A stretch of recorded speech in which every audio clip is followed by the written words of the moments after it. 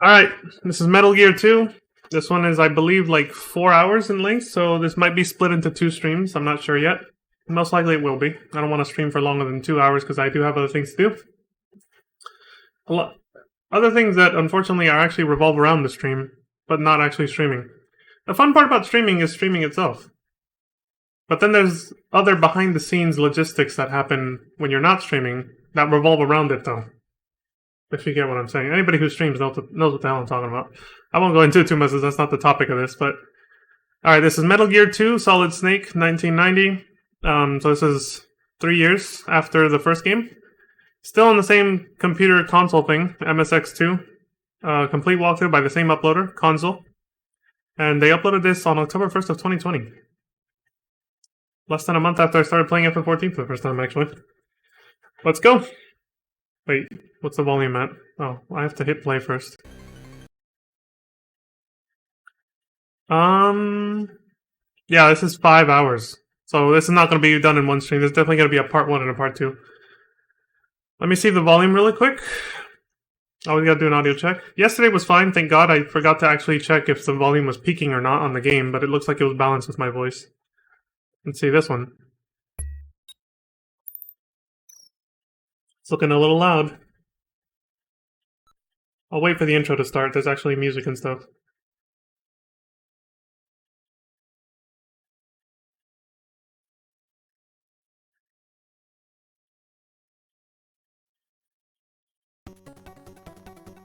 Oh!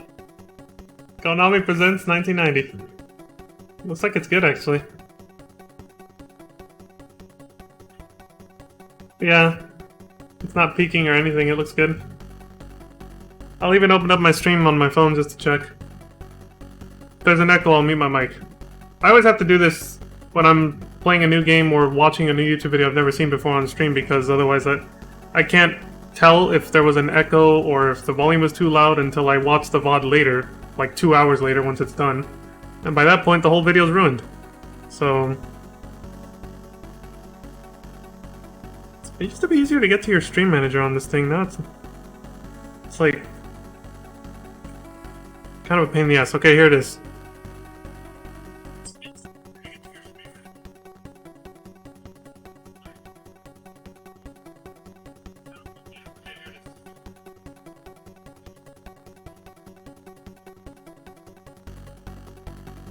Sounds good. Sounds pretty balanced. I'll check again later when there's more going on. This music is pretty decent volume, but it's also kind of just quiet and docile a little bit. So, but yeah, so we're gonna watch this, and then it's gonna be 2 streams, because I'm gonna do 2 hours each. And then after this is Metal Gear Solid, which I'll actually be playing. I'll be playing the HD Remaster Collection thingy that they released on PS3 a long time ago. I'll have to hook up my old PS3 again, but yeah. That is the tentative plan for this stream. Also, holy shit, this is a long-ass intro, dude. Let's actually full screen it and watch, though. Now that I know the volume's not terrible. Wait, what does this say? MSX video RAM 128 kilobytes, user RAM 128 kilobytes. I think it shows this logo and everything, even if you load this up on the Metal Gear Solid 3 thing. Because you can play Metal Gear 1 and 2 on the Metal Gear Solid 3 game disc, even in the HD Remaster Collection. It's Konami. And they were at Tokyo Game Show like a couple days ago, weren't they? This is fairly timely. Konami presents 1990. Let's go! And my webcam's a good size. Alright, we're good.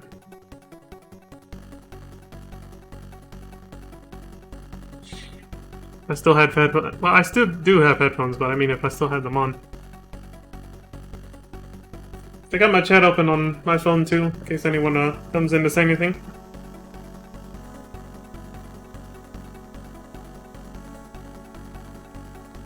This is kind of neat. Much more fleshed out intro than the first game.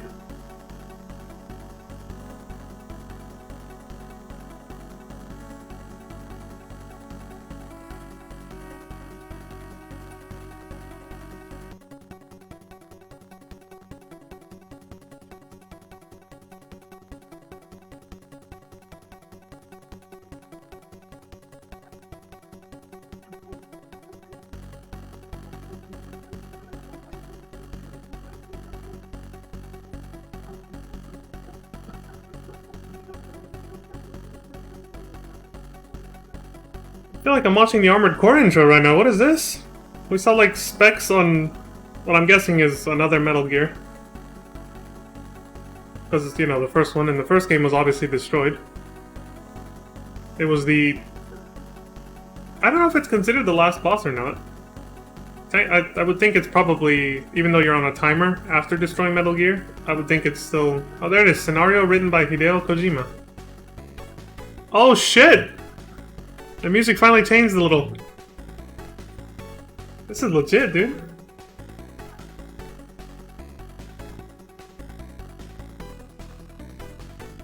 Dude, this reminds me of the volcano level in Super Mario RPG: The Legend of the Seven Stars.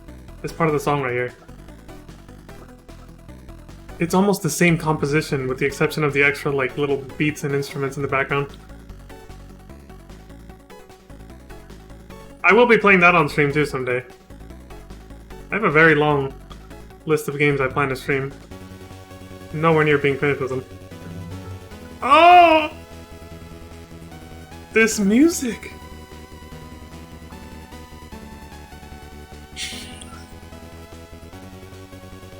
Look at that animation porn for back in the day. Like, no, seriously, that Gatling gun doing that in the shooting, like, that was top notch, that was considered legit. Like, holy shit, the graphics on this game, bro. The 80s, dude. Well, this is 1990. But still. Oh shit, that's the new Metal Gear. It's got like 2 missile launchers or something. Or unless that's a laser cannon on its left side. Right side for us. Because it was facing us. Metal Gear 2, Solid Snake. Konami, 1990. It's one hell of an intro. I'm just checking my webcam size compared to the logo. That looks good. Just checking my webcam size compared to the logo. Late 1990s. The world is about to enter a period of stabilization. Cold War officially ended. Not really, but yeah, kinda, sure. With the relations between large nations like the US, the USSR, and China thawing, various regional conflicts are facing reconciliation as well. The nuclear threat that has troubled us this century is now a thing of the past. The Union of the Soviet Socialist Republic... What was it again? I gotta look up... It's always bothered me never actually fully knowing what USSR stood for. Look it up. I looked it up before too, and I totally forgot because it's actually kind of a mouthful to say. Let me see. USSR. The Union of Soviet Socialist Republics. Okay. I'll probably forget it again anyway in a minute, but... However, there were people who did not like peace. ... Uh-oh. Who doesn't like peace? An atmosphere of unrest was beginning to build up in the Middle East. Well, that's because they have oil. And people like oil. Especially capitalists who want to make a buck. A military regime was established in Zanzibar land. Any country wants an energy source. Let's not get it twisted here. And oil was like the main go-to energy source. It still is, unfortunately, even though we have plenty of alternatives, but that's another topic. A military regime was established in Zanzibar land. I'm guessing some made-up country. A small country bordering the USSR. The Union of Socialist Soviet... See, I already forgot it. What the fuck? I keep forgetting what it stands for. Oh my god, dude. The Union of Soviet Socialist Republics. It's so weird. I keep wanting to say Republicans, but it's actually republics. China and the Middle East, right. Zanzibar land attacked nuclear arms disposal facilities from countries all over the world, stealing the ones that haven't been disposed of yet, and became the world's only nuclear-armed nation. It started arbitrarily to invade neighboring nations. Okay, so this random country, or this random military regime just spawned in this country out of nowhere and started invading other countries and stealing their nuclear weapons that they haven't disposed yet, in the middle of disposing. In a world that renounced nuclear weapons, sure, a nuclear threat has reared its head once again. I'm all sure the naivety of that statement, but meanwhile, the world's oil reserves, which were said to last for 30 years, is that real or is that just were drying up more quickly than expected? The world was facing a serious energy crisis without being able to obtain a safe alternative energy to oil. So they were stealing nuclear weapons and oil. They were basically trying to become number one and take over the whole world. Sounds very familiar. During these times, a Kazakh biologist called Dr. Keo Marv developed Oilix, quote unquote, a microbe that's said to refine high-quality oil. Once more, the world transitions into a state of latent hostility centering around Oilix. On his way... What?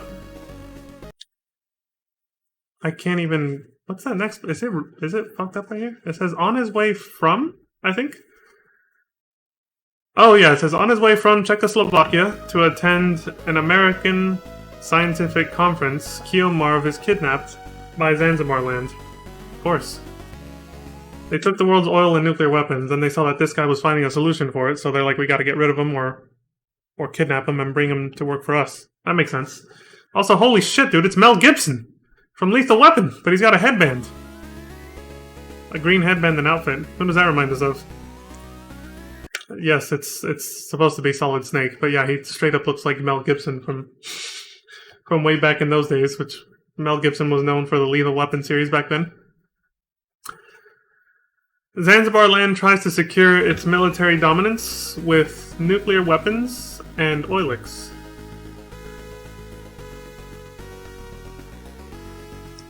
A microorganism of only a few microns is going to influence the entire world. This game was ahead of its time. COVID, anyone? Microorganism of a few microns, COVID-19, influenced the entire world. Metal Gear 2 Solid Snake, Konami 1990. So the intro shows the logo at the end of it, and then when you actually hit start to start the game and you see the actual like story intro where they give you a whole background synopsis, you see it again. You see the logo again. So that's 2 title drops. One before you hit start and then another one after you do. Is that the Foxhound logo officially now? Metal Gear 2 Solid Snake. I think they use this as a loading screen. A splash screen for loading, basically. It's pretty cool. Cute little fox. Shooting a bullet that goes around him. Shooting a handgun and the bullet goes around him. It's pretty cool. Foxhound. So, now Solid Snake has gone from being Kyle Reese, rookie military operative, to grizzled war veteran in 3 years, Mel Gibson from Lethal Weapon. And now he doesn't even look like Mel Gibson anymore. I don't even know what the hell that is, but... just like I talked about this on the first Metal Gear yesterday, when we were playing through that, or watching it. So just like with that game, the character designers just got lazy and decided to trace over another Hollywood actor. First it was Kyle Reese from The Terminator. That's why I made that joke just now. Now it's Mel Gibson. They straight up took his likeness and made him Snake. So Kyle Reese has turned into Mel Gibson. I should look up Kyle Reese's actual actor name, to be fair to him, but I never have. This is Snake. Arrived at entrance point. Yeah, Snake, you're Mel Gibson. Camp B. It's Colonel Campbell. Snake, right on time. As usual. Doesn't he start off saying that shit in Metal Gear Solid? Doesn't he say right on time as usual? They literally open up the same way, I think. Let me memorize this. Also, I like the new radio. Looking more and more like a proper codec, like we see later in the series. This is Snake. Arrived at entrance point. Memorize this. Snake. Right on time, as usual. Okay. Trying to voice act fucking the way I remember these characters. David Hayter and whatever his name was for Colonel Campbell. Okay. Let's begin Operation Intrude F014. What was the first Metal Gear? Was Intrude N313, right? This one's F014. Also, Colonel Campbell's also traced after somebody. He's traced after the Colonel guy in the Rambo series. The guy who constantly like tries to get John Rambo to come back to the American military to do some shit. In every movie, basically. Or at least the first three, Rambo 1 through 3. He was no longer in the fourth movie. I don't know if the guy... he was pretty old. Maybe he's dead. I don't know. But yeah. For anybody who's seen the first 3 Rambo movies, the Colonel guy from that movie, it's this guy, yeah. Colonel Campbell. So I'm surprised if they use that guy. I guess they thought it would be too on the nose if they made Snake look like John Rambo, so they went with Mel Gibson instead. So we got Mel Gibson and the Colonel guy from John Rambo playing the roles of Solid Snake and Colonel Campbell. Remember, your mission is to sneak into Zanzibar land. Okay? Then, you retake kidnapped... I forget how to say this. I don't think you say Kazakh. I think you say Czech. I don't know. You retake kidnapped Czech biologist Kio Marv. It makes sense. Czechoslovakia. Czech. I don't know though. Now turn on your mobile radar. Okay. Oh, he actually said okay. Okay, so it's on. Oh shit! This is fancy! This radar is equipped with various... Pause champ. Sensors. Player, enemy. The white dots are enemies, the player is that little red dot, okay. It will warn you of many dangers. What's its range? The text scroll's so slow compared to the first game. 9 screens, with you in the middle. That's a huge quality of life upgrade compared to the first Metal Gear, because now you can actually see where enemies in the next room are going to be, or the room you just came from. You don't have to memorize it anymore. This is already, like, that already makes this game 10 times easier than the first one. The radar deactivates when an enemy finds you. So awkward to voice act and narrate when the text is scrolling so fucking slow, dude. Because the enemy can detect the radar signal. Okay. I see. Where is Dr. Marv? Dr. Marv has an emitter in his tooth. His tooth. If you come near him, he'll show up on your radar as a red dot. Let's find that red dot then. Brilliant, yeah. Snake. Communications will be on frequency 140.85. Good luck. ... over. Oh, they kept that from the first game. Roger that. You actually start with a full health bar this time. Oh shit, we're coming out the gate with the bangers. Kick his ass, hell yeah. First guy down. Take that, asshole. He was like, fuck! Shit, that was loud. Okay, I'm gonna check the volume on my stream.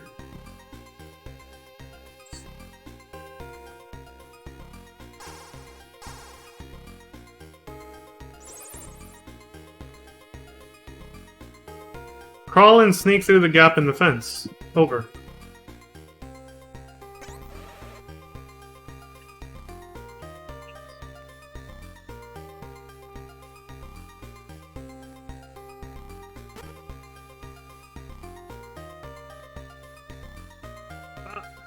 Sounds pretty good. Oh, but I gotta check the soundboard, because that sounded loud for me. Gotta make sure it's not loud for you guys when I hit a sound effect.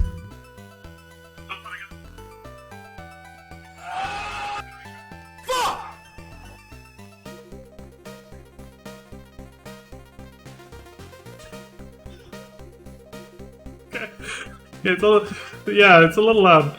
I gotta be careful with that. So far, it looks also a little bit slower paced. Like, everything moves a little slower. I think it's probably because of the huge graphics update. This game is definitely bigger than the first game. And the graphics, they more or less look the same, but like there's more shit on screen now. The floor, everything. The zones are way more detailed now than the first game. They added a crawling mechanic. You crawl underneath little holes in the fence. Now the storyline for this game, obviously it's a continuation of the first game, but this game alone has a huge influence on the storyline of the game that comes after. Like this is where they really said, okay, this game is succeeding, people like it, we're going in. And so they really went out on story this time around, unlike the first game that was like, I said it yesterday, it's like 90% gameplay, 10% story. There's way more story here. There's way more dialogue, cutscenes, codec calls like this. I think it's still just called a radio though, it's not a codec yet. That doesn't come until the next game, Metal Gear Solid. But yeah, there's way more story now, so that's also partially why this game is much longer, because there's way more cutscenes and dialogue. That's why it's like 5 hours. Casual walkthrough playthrough. Sneaking in from the front is impossible. Okay. Look for an alternative way in. Over. Right on.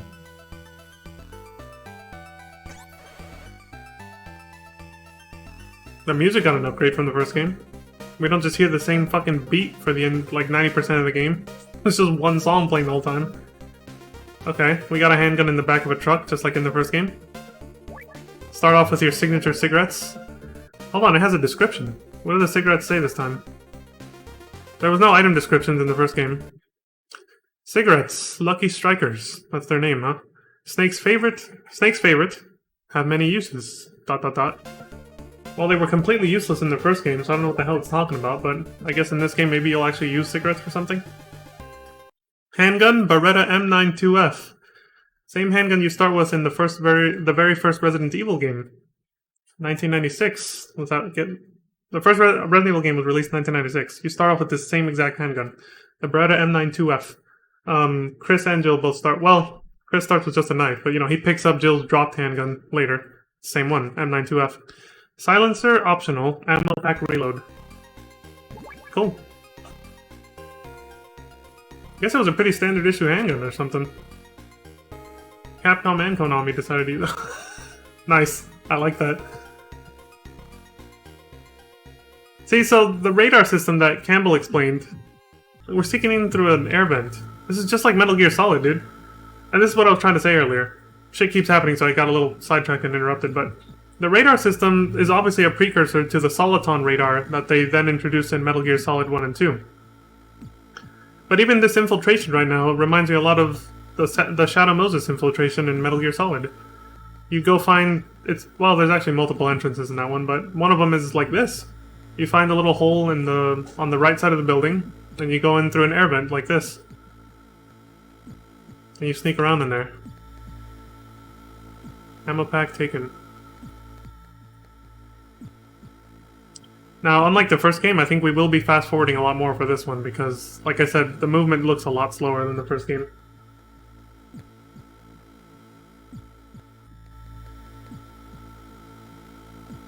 It said it was at double speed even though it wasn't.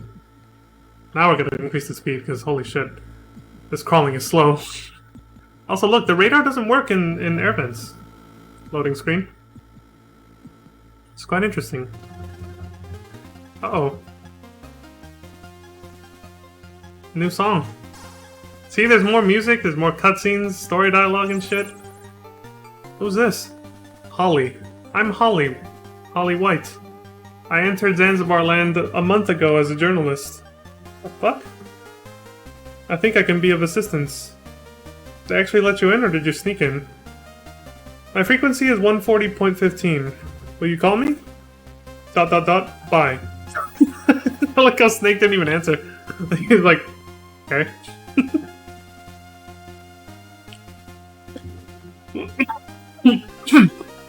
Excuse me. That's a lot of enemies in that room. But they're not moving, so maybe they're cameras. This really does look like the prototype for Metal Gear Solid. Like, this is the first major room, and it's a giant garage full of tanks. There's an upper balcony, I'm guessing that's an elevator. It's like Shadow Moses was just the PlayStation version of Zanzibar Land so far. It looks so similar. The layout. It's almost like the same... It's not the same, but it's a very similar, salute. The hell? It's a very similar map layout so far. What the fuck is going on? Are they singing, like, their national anthem or something?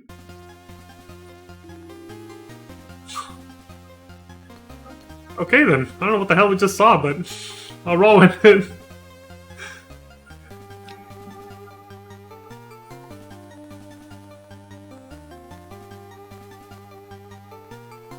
We are going to be fast-forwarding more often. I like all the new music we're getting, but this gameplay moves a lot slower than the first game, so... Look, at double speed, he's actually moving at the speed that he was moving in the first game, when we were watching that one at normal speed yesterday. Is that an out-of-service elevator or something? One thing that's pretty cool about this music, it still sounds good at double speed. It's a cool thing about old-ass 8-bit digital music. Still sounds good at increased speeds. So I heard when you made a save point, you would start at the last loading screen like that. So if you died and reloaded or you stopped playing. A noise? Oh, he heard something. Oh my god, it's just like the last game. Just beat him up. Here he comes.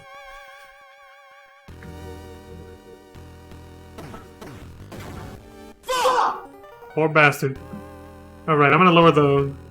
At least for this... ID 1 taken. Oh, here we go with the keycards again. I'm gonna lower the volume on the sound effects just because, oh wait, they're the same. Never mind. Okay, I got an idea. No, it's gonna make it too loud for you guys. Alright, I'll refrain from using certain sound effects too often. They're not, like, overly loud from what I heard, but... I'll refrain from using certain ones just because... I can't separate... You got a ration. I can't separate, the audio from the video and my soundboard, unfortunately. If I tried to figure out how to... Oh, there's the binoculars again. Did he even use the binoculars in the first game? I feel like he never did. The same person playing this game, so... I don't think so, though. A noise! Beat him up! Kick his ass! Yeah, I would have to manually go and lower the volume on each sound effect on... each individual sound effect on my soundboard. And that's gonna take way too long right now. It's the only issue with having to... Oh, this floor makes noise, I get it. His footsteps sound different, that's why they keep hearing it. And see, here there's no sound effects. So there's a new... This is a new mechanic that wasn't in the first game, is sound. You actually have to be... It adds another layer to the whole stealth mechanic, or the whole stealth gameplay, you know? You actually have to be quiet on certain floors like this.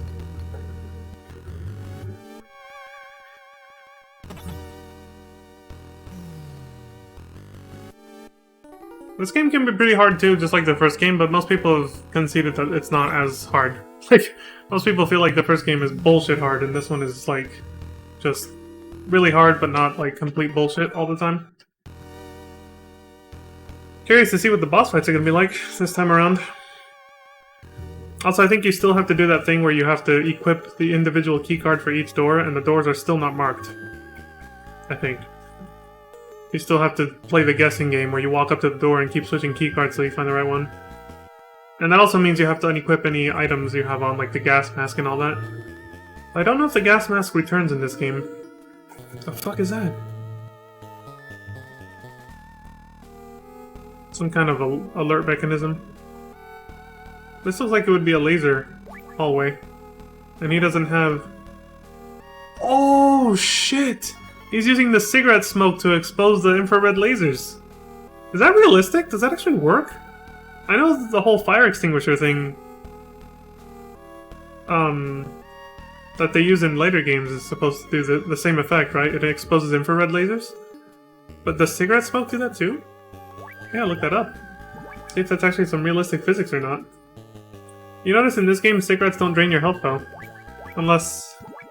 Or maybe it does. Did he lose like a tiny chunk there? I don't know. It looks like he lost like a microscopic amount of life.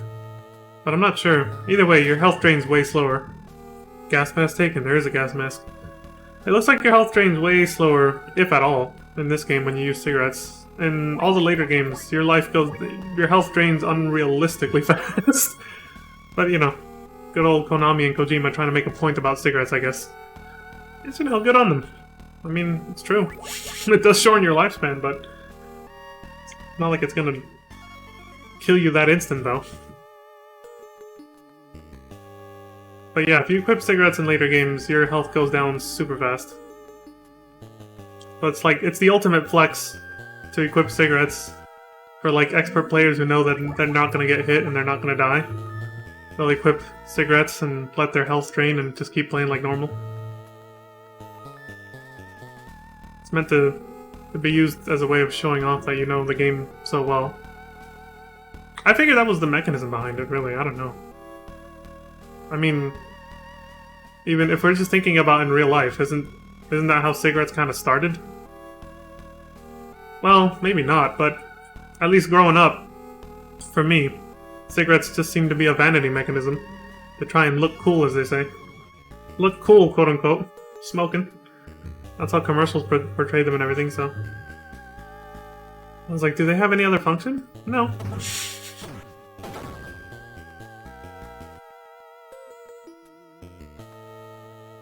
You start off on them to look cool, then you get hooked onto them and can't quit them later because of the nicotine and the addiction that it causes, right?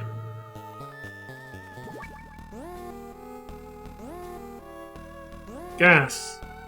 Gas. Gas. So now you don't see puffs of smoke everywhere, you just get an alert on above your radar that tells you there's... Is he still gonna take damage when he switches out the mask for a keycard? No, they fixed it. You have an oxygen bar. It says right there, O2. It's separate from your life bar, so it's not... See? Thank you. Konami actually improved shit from the first game quite a bit. Holy shit, I gotta give it to them. They actually... They improved a lot of... Like, they added a lot of quality of life features. Rations don't stack anymore, though. That's kind of scary. Means you can't overstock on them. For safety. Uh-oh, what's going on? Another trap? This is just like Dr. Petrovich. It was a fake the first time, wasn't it? Dr. Marv. Ha ha! Fool. Foxhounder. The dialogue definitely has not improved since the first game. But it's fine. It has a certain charm to it. Dr. Marv is not here. Trying to trick us with a cheap emitter.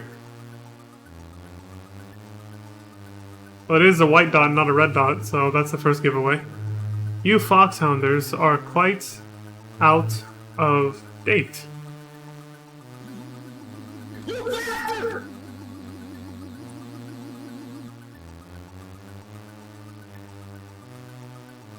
Black. I'm Black Color from NASA Special Forces.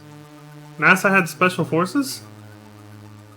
Show me how good you Foxhounders really are. There's not a trapdoor that's just gonna open up and try to kill you. Come on, Foxhounder. It's an actual boss fight then. The floor doesn't just open up and try to make you fall to your death. First legit boss fight, here we go.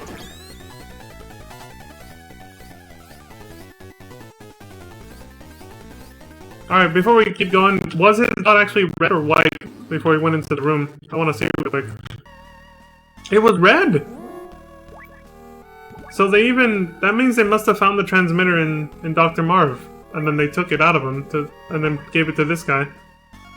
To impersonate him. It was actually a red dot. It only turns white after he reveals himself. Holy shit. Alright, let's get back to the fight.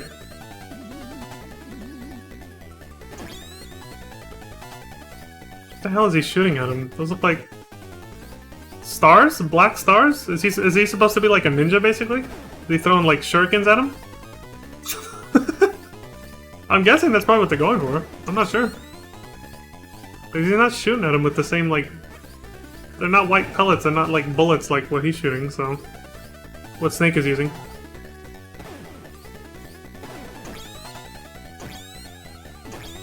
He's face tanking. He's gonna die, dude. Oh, he's got one hit left. He's gonna die. This guy's making me clench my ass. Oh. He won. We got him. Snake. Oh, here we go. This is where they started adding dying monologues for the villains, huh? Who are you?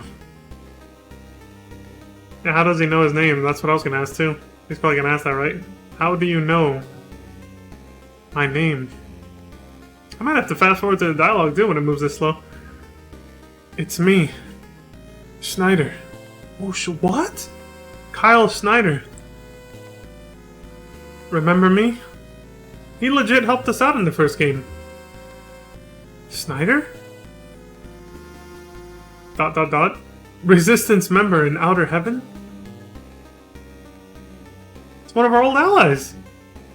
But then, why didn't they kill you? Yeah, so this is what I don't like, that the same person we're watching, it's the same YouTuber who uploaded this as the first game, he skipped the radio call where you hear Schneider die. He gets ambushed by soldiers and gets killed, supposedly. Now we know he didn't actually die, he faked his death apparently. Snake, you are still too immature. Immature? Fuck you. It's not them who tried to kill me. It's your country. Oh shit. Death to America! I don't understand. Maybe the slow text is to emphasize that he's talking slowly. Because he's confused. And this guy because he's dying. After you beat Metal Gear, NATO, North American Trade Organization, I actually know that one, conducted an air raid. Resistance members, women, and children in Outer Heaven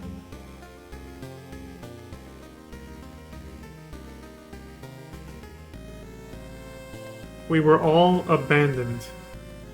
Many died in the flames. Okay, so he didn't fake his death. He survived the soldiers attacking him, but then he was obviously upset at the fact that as soon as Snake destroyed Metal Gear, as we saw, there was a countdown sequence. He escapes from the facility and it gets blown up by NATO, apparently, as they're revealing now. They didn't say that in the first... So this is kind of a retcon, actually, because in the first game, they just said there was an explosion. They didn't say what caused it. At the end of the first game, they're like, there was an explosion in Galsburg, South Africa, at this military installation facility. And that's it. They don't mention that it was an air raid. So they're kind of retconning it now, saying that there was an air raid, which kind of makes sense. As soon as they heard that Snake, like, destroyed Metal Gear, they were like, fucking bombs away, destroy it.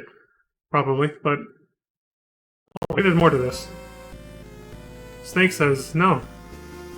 That can't be. So it's not a retcon, it's probably just something that happened after, and Snake wasn't aware of it.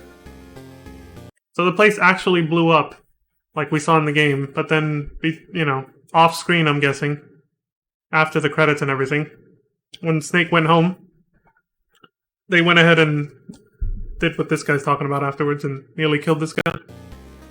Children in Outer Heaven were formerly war orphans. This is a plotline that comes back later in the franchise. They didn't like the existence of those children to go public. Oh, so they tried to cover it up with the air raid after the events of the first game. I see.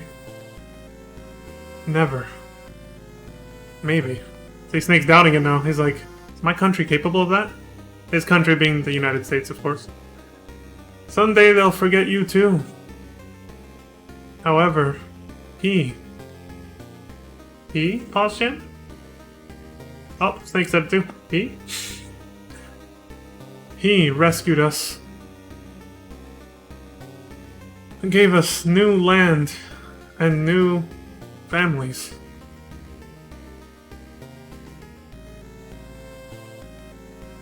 Who do you mean? Think about it, Snake. Who contacted you at the end of the first game, man? Soon you will learn of his greatness.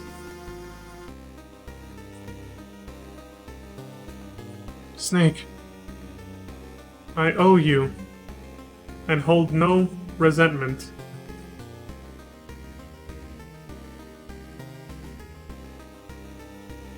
It's not against his will. I'll tell you where the doctor is. It's not against his will. It's not like a Petrovich situation this time, huh? The guard of his cell is a green beret. I ate green berets for breakfast. Look for him on the first floor. Hail him, and you can reach the cell. Okay. Goodbye, Snake. Oh, he blew the fuck up. Also, we just got a free health refill. Holy shit, quality of life. ID 2 taken, so that's keycard number 2. Damn, dude, that was kind of sad. That dude was our homie in the first game. Conversations with him were mostly optional, but yeah, if you called him, he would, you know, he would give you advice and stuff on what to do in the first game.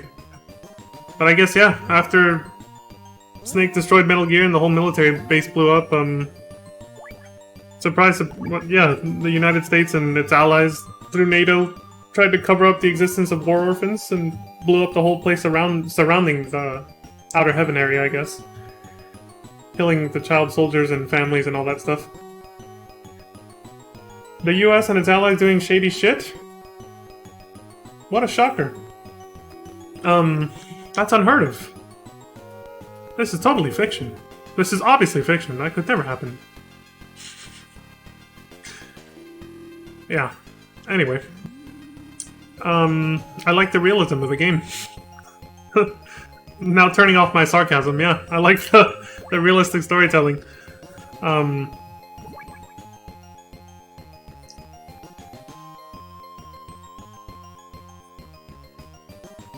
Black Ops, cover-ups. That kind of stuff really became... Yeah, I think during the Cold War era, that kind of stuff became pretty common, right? Like, conspiracy theories, some of them well-founded, some of them not, on, shady things that various countries were doing during the Cold War. Things like... Hearing things like this was actually pretty common, I think, in that era. Mine detector. We got the new mine detector. And, you know, like I said, some of them were well-founded and some of them weren't because news stories started popping up about, oh yeah, this country was caught doing this country was caught doing that. Sometimes the truth about what certain countries did during the Cold War era didn't come out until, like, many years later. When they'd, like, declassified CIA documents and shit like that and publicized them. Once it's no longer relevant and stuff like that, the truth comes out. And people were like, oh, that's fucked up. The US did this, Russia did that, China did this guy, you know, this country did that. Obviously none of those countries that I've listed and beyond are, have completely clean hands. They've all done shady shit. Especially during the Cold War. So yeah, like I said, like I was saying earlier, Kojima went full in on the story this time around, and he's obviously expanding the story more from the first game and trying harder to sort of tie it into real-life events from that era, and giving his own commentary on it, basically. He's sort of giving off his own political and social commentary on the events of the Cold War and stuff. But considering the release date of these games, it's very timely. I don't know of any other, like, military shooter-type games from this era that tried as hard to give actual, like, social and political commentary for current events. Or recent events, I guess you could also say. Also, going back to the gameplay aspects here, I think at this point, enemies now have a cone of vision. It's not just a straight line of sight anymore, like in the first game. So they actually have more realistic, you know, ability to see you. Like, they can see you diagonally now. I think. Oh, silencer. Or a gat. Why do they call it a gat? I've started using that word, but honestly, I don't know why. Like, where did that come from? I don't like it too much either. A gat. Call it a pistol, man. The handgun.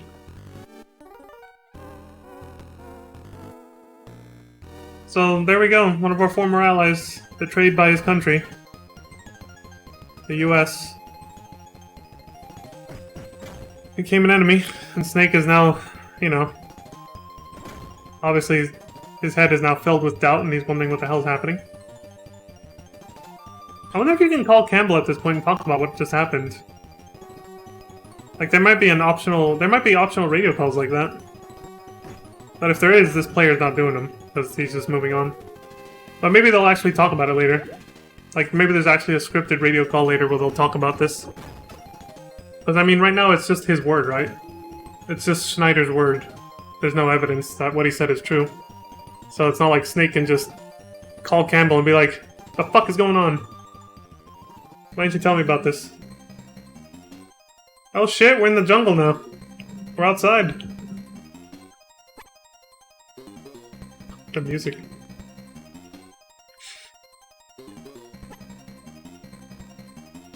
Alright.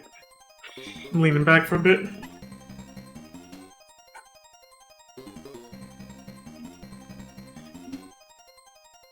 Just trailing him slowly. Oh! He's the green beret he's got to follow to reach Dr. Marv, right? Got the green hat.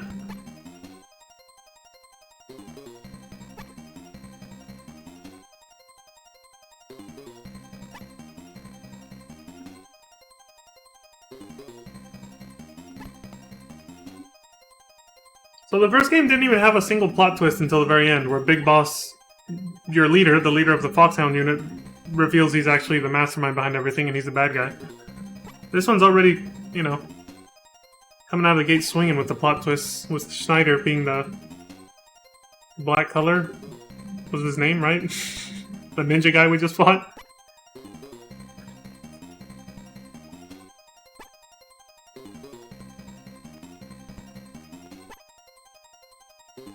Good thing I put fast forward, huh? Even at double speed, look how long this is taking. This is slow as shit. You gotta tail this guy all the way to Dr. Marv, I think. You just have to keep following him.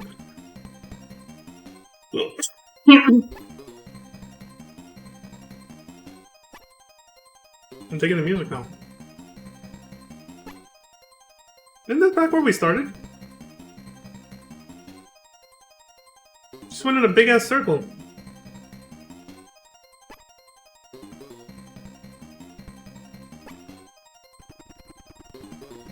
Oh, he's booking it.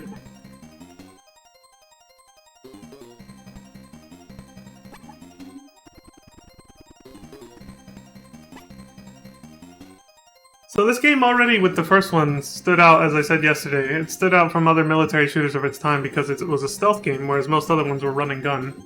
Pretty basic, like Call of Duty, basically, but, you know, top-down perspective like this. This one stood out with its stealth gameplay the first time, and the plot twist at the end, of course. And so now it's like, not only is it continuing that little trend and gaining more popularity at this point with the second installment, which they obviously had a bigger budget for, but now it's like Kojima's trying to write a very interesting story for it with more plot twists in it, I guess. And again, with the social and political commentary on the Cold War stuff. Pretty cool. Nope, that's it. Oh my God. So, the map, like, if you just try to go that way without following this guy, you don't...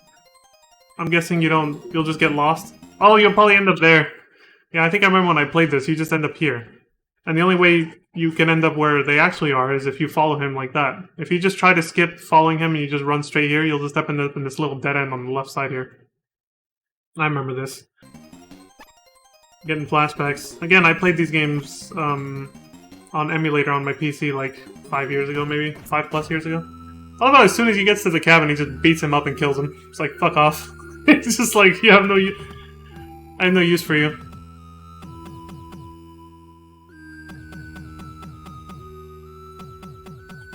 He's knocking on the wall. He's hanging on the wall. I'll explain what's going on in a minute. I remember this. As soon as he walked in, I immediately caught on to what's happening. Wait, they might explain it right here, actually. I won't have to say anything. I think I will.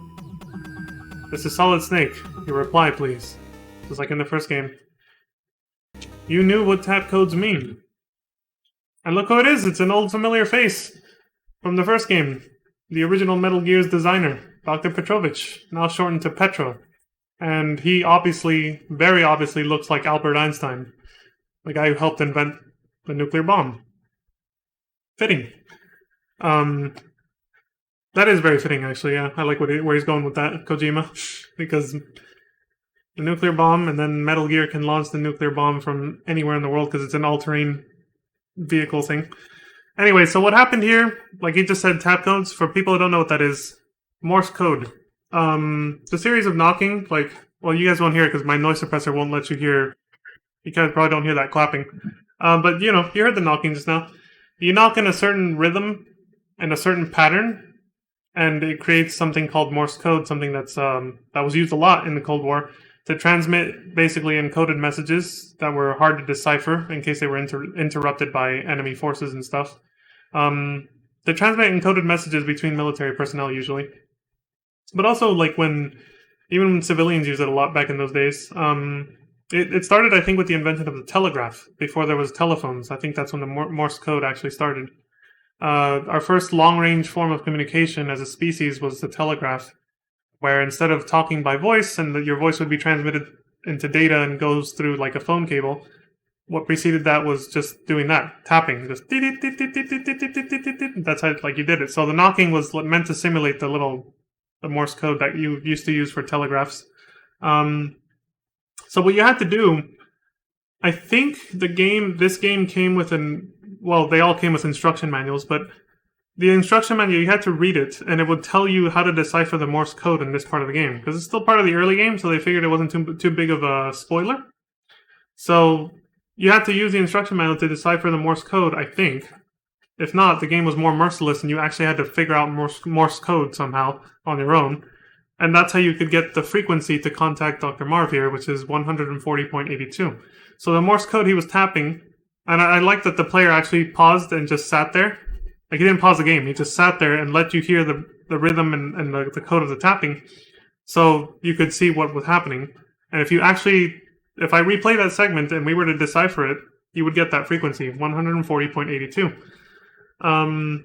So I don't remember if the game fact that I used back then to play this game said that the code was actually written in the instruction manual, or how to decipher the code was written in the instruction manual or not, or if you actually had to decipher it on your own.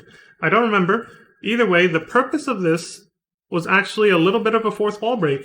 Kind of like what we saw in Metal Gear 1, where Big Boss tells you to turn off the game console. He tells you to turn off the MSX. This is a little bit of a fourth wall break to prevent and combat piracy or theft of video games. This was Kojima's five-head way of stopping people from stealing the game, basically. And they do this again in Metal Gear Solid. When we get there, I'll point it out.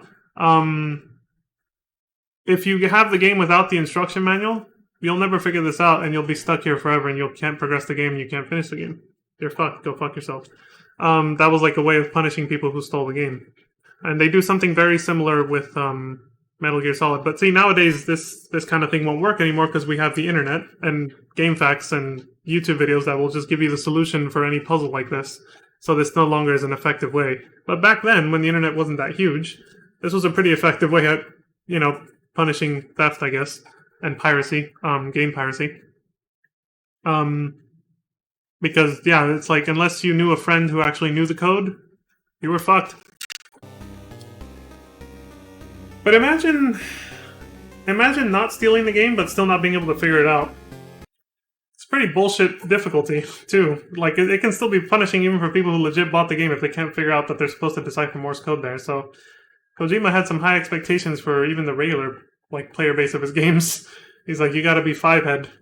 But it's just like in the first game, they just expected word of mouth to spread for people, like-minded people who played the same games, to talk to each other and share information on how to beat the game. That was part of the replay value of these games from back in that era. Dr. Marv? Long time no see, Solid Snake. Dr. Petrovich? What are you doing here? It's like everybody from the first game is gonna reappear in this game or something. Marv and I were friends. I was caught together with him. I guess that makes sense. Okay. Where's Dr. Marv? He was transferred to Tower Building... Yeah, to Tower Building a few days ago.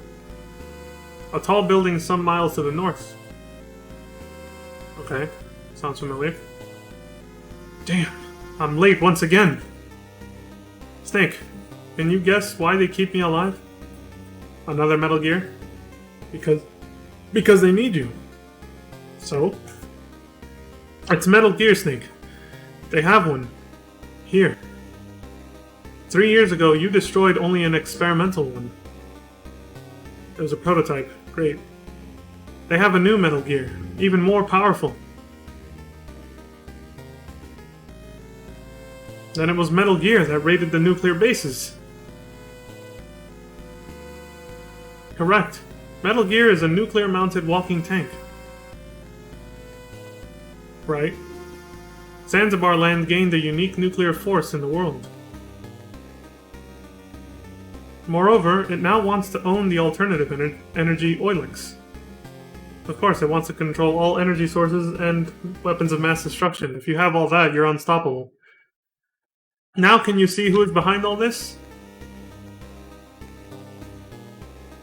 Big Boss? Capital D colon. What a twist! Him! His scheme is to hold the world with Metal Gear and Oilix. Oh shit! Never give them Oilix. Science is not for murderers. That sounds like something along the lines of what Albert Einstein would say. He did. I do believe he did actually write a letter of regret or something similar along those lines. He did something where he mentioned he regrets actually working on the nuclear bomb before he died. So they're writing Petrovic's character to actually be like Einstein with saying that, with that line he just said. And he looks just like him in his picture. Marv has a strong will but a weak heart.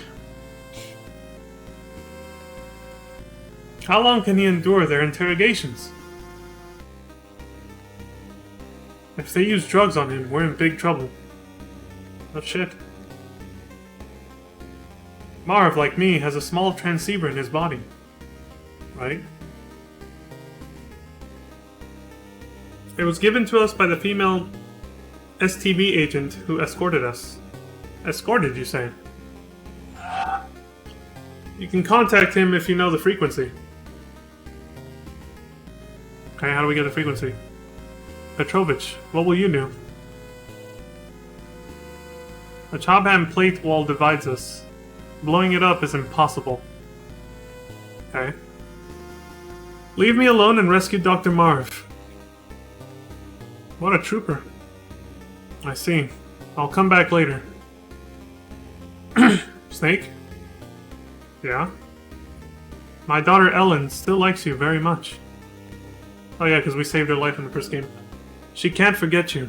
She won't marry any other man. You trying to pawn off your daughter on me, buddy? Slow down! Slow down, dude! Anyway, I know the zoologist Josef Norden, who lives nearby. Okay. See how the last minute sort of love interest subplot they introduced literally at the last minute of the previous game went nowhere. Because it wasn't her. The chick he's talking about, it was Jennifer, right? That other girl who helps you? Who, like, confesses that she has feelings for Snake, like, right before the very end of the game. Before you, like, fight Big Boss and everything. And now Petrovich is talking about his daughter Ellen is the one who also, like, has feelings for Snake, and Jesus Christ. I like how these never go anywhere. They just introduce these love interest subplots that just never go anywhere. As far as I know, this thing with Ellen doesn't go anywhere either, but I don't know. I can't remember too much. Again, I played this like 5+ years ago. He will help you in animal matters. 140.40 is his frequency.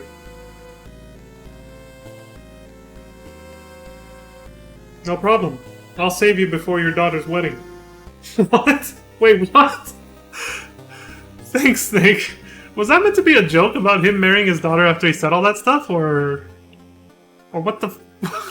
That was some weird writing. I have no idea what the hell was going on there, dude. says Solid Snake. Your reply, please. Who the fuck is this guy? Ugh. Kind of freaky looking. 140.40. Joseph. Oh, that's the guy he told him to. I don't know how you're legit supposed to find this frequency. Did he just tell him? Did I miss that? Because I was laughing so much about it the other dialogue, or... Oh yeah, he did. He did just tell him. Okay, yeah, he said 140.40 is the frequency. Okay, good. I was like, wait, how do we get this frequency?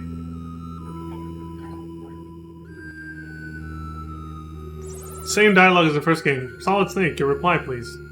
Why does Foxhound use animal names as code names? Well, hello to you too. Animals don't suit battlefields. Okay. I cannot understand this. Over. Wait, what? Did he just hang up on us just because we're called Solid Snake?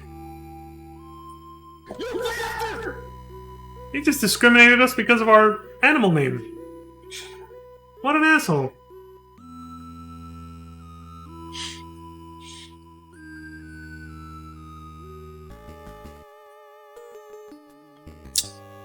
That's kind of interesting, though. But we don't know anyone else in... Well, the leader of Foxhound was not named after an animal, though. Big Boss. He was just named Big Boss.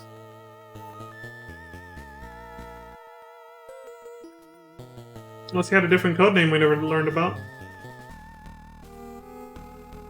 We also don't know anyone else in Foxhound aside from Solid Snake. They've never actually introduced any of the other characters from that unit.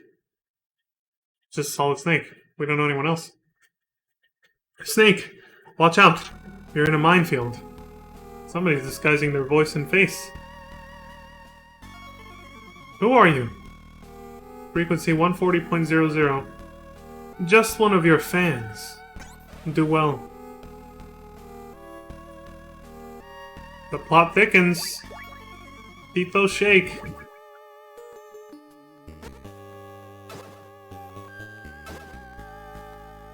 Oh! The game introduces the mechanic of picking up mines instead of getting blown up by them if you crawl. See, he equipped the mine detector, and now all the mines are marked on the map as little white dots, as little radar. If you crawl towards them instead of walking towards them, you can disarm them and then pick them up and keep them for yourself instead of getting blown up by them. This game mechanic returns for future installations, because I remember doing this in Metal Gear Solid 1 and 2. Again, I've never played the third one, so I don't know what if that's a returning mechanic for that one. I guess I'll find out when I get there.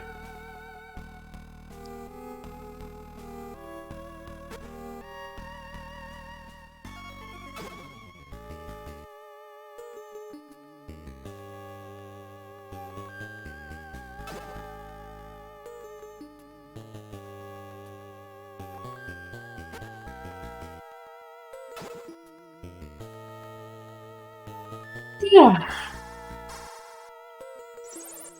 Well, whoever that anonymous radio caller was, they helped us out. They warned us about the mines. It's Holly again. You were walking on... what? Nariko sand? The hell is that? It was imported from as far as Okinawa of Japan. Oh, wow, that's pretty far away. Why... what the fuck? What's the point of that? Be careful, the sand squeaks when you walk on it. Bye. Oh! That's pretty five-headed, these guys. These fuckers know what they're doing. I guess that makes sense if Big Boss is the one behind this, just like in the first game, right? Squeak, squeak, squeak, squeak. This guy doesn't give a shit, he's just killing them. Like, whatever. Fucking professional gamer over here. He ain't give a fuck about alerting the enemies with the squeaking sand. Oh yeah, enemies don't respawn anymore. Another nice quality of life feature. I do remember now why I enjoyed this game much more than the first game, and most people will say the same thing. Most people enjoy this game, the second Metal Gear, than the first one because it's so much more reasonable in terms of its difficulty. The enemies don't respawn, you have a radar, just like in the modern Metal Gear Solid games. Or at least the ones that came after this. It's much better, much more reasonable. Ammo pack. Okay.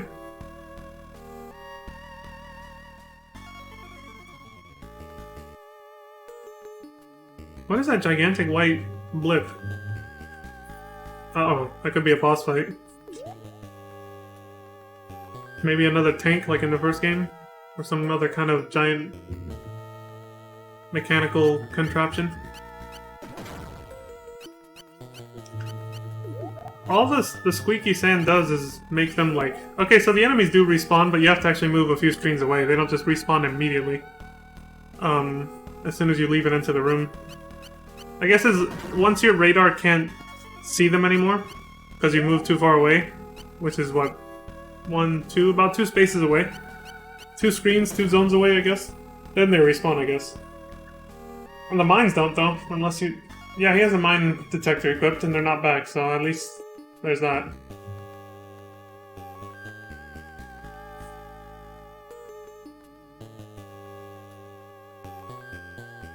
It's a kid! Child.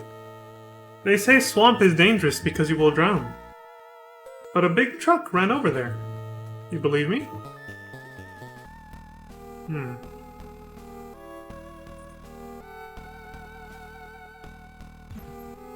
Oh, it's fake. Or, like, shallow. It's not, like, deep enough to drown in. I think I don't know how you're supposed to do it, but you have to walk a very specific pattern so you don't actually fall in and drown. Because the kid mentioned the truck that drove by. I don't know how you're actually supposed to figure this out, because from what I can see, he's just kind of... I think he has the route memorized. So you gotta be careful. You fall in, you still have a few seconds of grace to get back on the path so you don't drown. But I think you were just supposed to do this by trial and error. Which is what he's doing right now, because he obviously forgot the rest of the path. Yeah, it's just trial and error. Jesus Christ. See, it's easier than the first game, but not by a lot. It's still pretty difficult. Games just didn't hold your hand the same way back then like they do now. Another child. What's up with all the kids? Trucks go in and out here many times. I forgot Zanzibar land is actually a whole country. But why do they have them... I thought he was gonna die, dude! Why do they have them... Why do they have kids in a military installation, though? What the hell is Big Boss doing?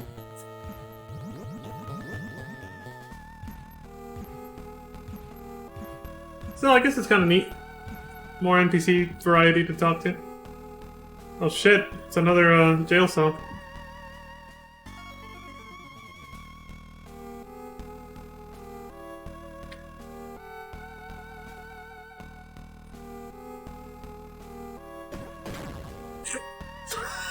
Just shoots him in the back.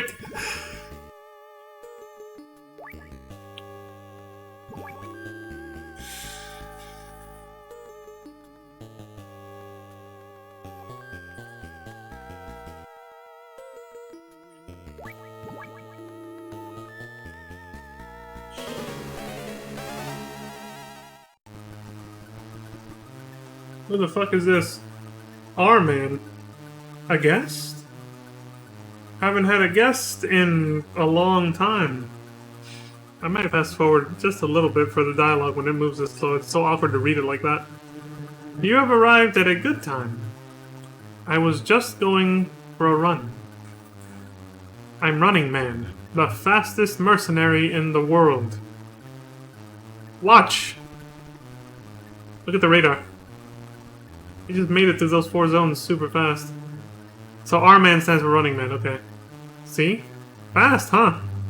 Let's move on to the main part. Look how slow it is at double speed, Jesus Christ. Hear the tone. It's nerve gas. If you beat me before the gas gets you, you'll survive. A race against time. Let's go! Oh shit, here we go. Gotta speedrun this boss fight.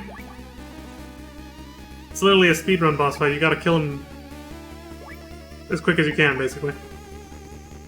I'm guessing he's gonna plant mines to make him trip on them, right? That must be the strategy here. Also, this is the first time a boss fight actually takes place in more than one screen. Also, I think this is the only way to beat him because he keeps... On the radar, it looks like he knows where you are. And he keeps maintaining distance between you and him so that you can never shoot him with a gun. So I think this is the intended strategy, and the only way to beat him. Plant mines in his path so he runs into them and gets blown up over and over till he dies. Yep. See? It's just like the first game. It's unique boss design, but this one takes it up another level.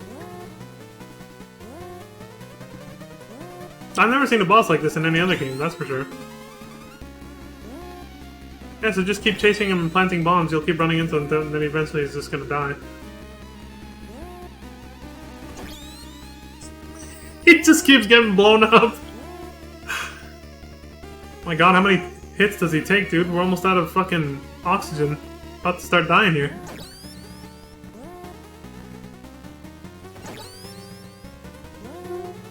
Jesus, he's still alive.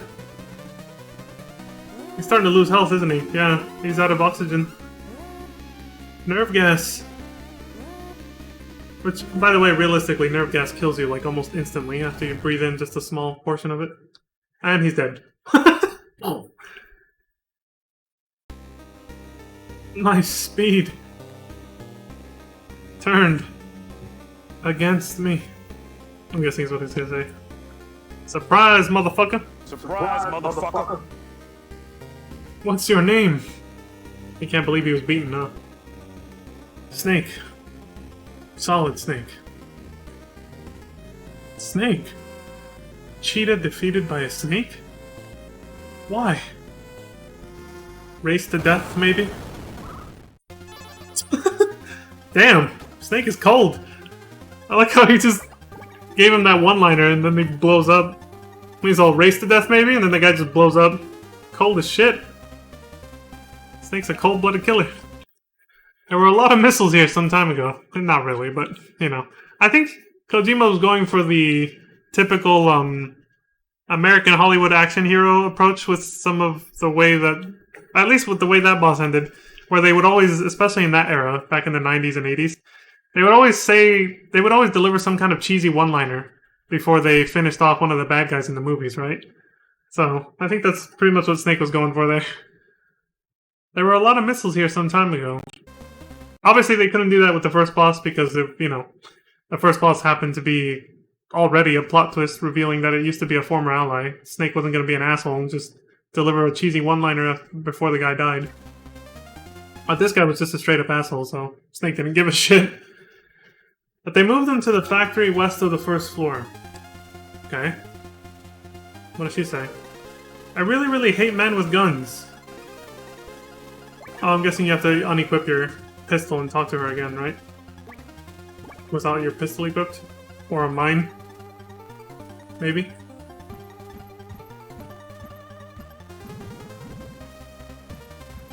Oh, you still have to find your way back. Jesus Christ. Game's almost merciless, but no, it's not as bad as the first game. It's not as hard.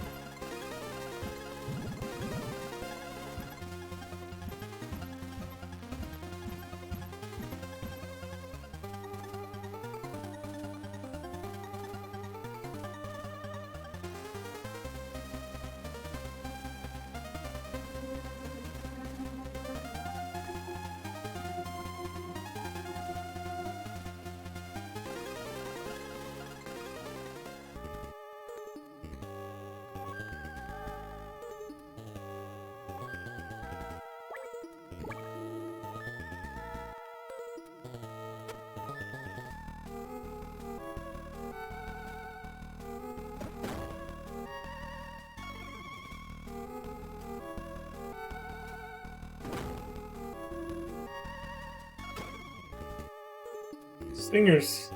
The hell are stingers?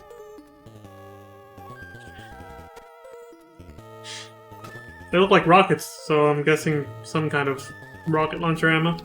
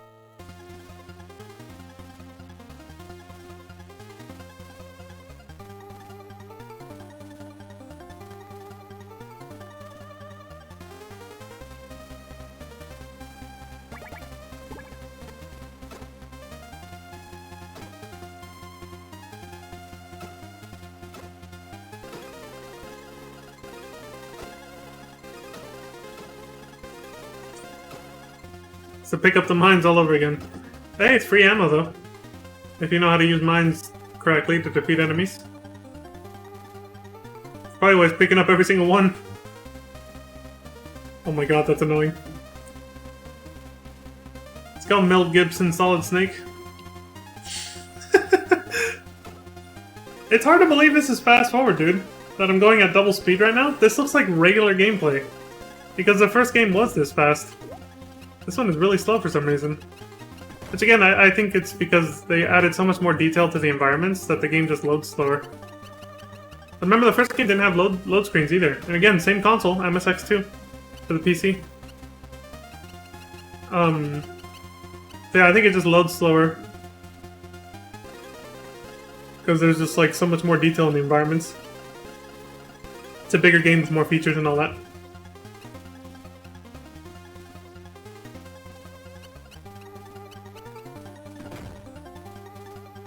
Get wrecked.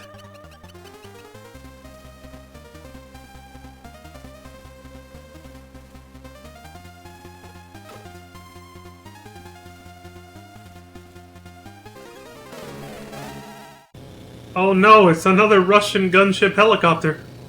A Hind D. Another boss fight? Wait. That doesn't make sense then, why you have to do this. Let me see. Stinger. Anti-aircraft missile. Can be fired anywhere within radar range. How do you hit a helicopter you can't see? This is a top-down game. Oh, your radar tells you where the helicopter is, I'm guessing? That big-ass...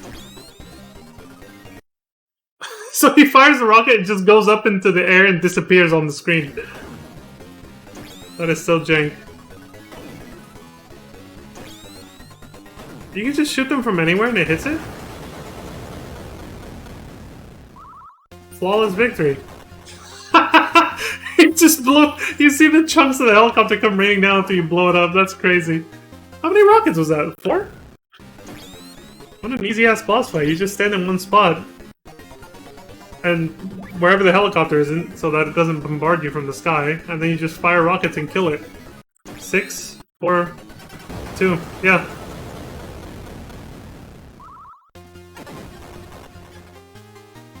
Four rockets, and it's dead.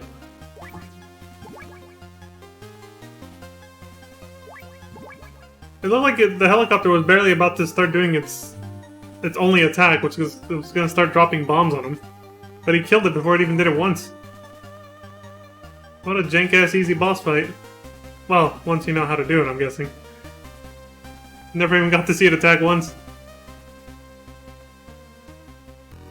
What, this guy didn't somehow hear all that? Snake shooting a helicopter out of the fucking sky and blowing it to pieces? Realism. This guy's just like, whatever. Just keep doing his rounds like normal, patrolling. Doesn't give a shit.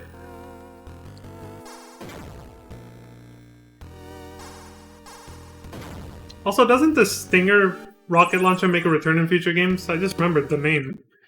Like, the name just caught my eye. I was like, wait a minute, isn't that's the same model rocket launcher they have in Metal Gear Solid. You can disguise yourself as some luggage. Cardboard box again? Use your old favorite, the cardboard box. Oh shit, I called it. Yeah, the cardboard box becomes a recurring thing from now on, ever since the first game. From now on, contact me at 140.66. Over. Why is he changing frequencies also, like Big Boss did in the first game? Uh-oh. Colonel, you're looking a little sus. Colonel's looking a little sus. Why is he changing frequencies? And it's a Solid Snake. Your reply, please. Supplies may not be sufficient, so plan ahead. Over. Okay, so just manage your inventory, like your resources. Survival. Right. I played Resident Evil, I know what you're talking about. Don't burn through all your shit. Got it. There's a cardboard box. Box taken. I hope it's as hilarious as it was in the first game. Here we go. Cardboard box time. Cardboard box, used for transport. A label reads, to Zanzibar Complex. Okay. Nice infiltration method. Metal Gear 2, Solid Snake.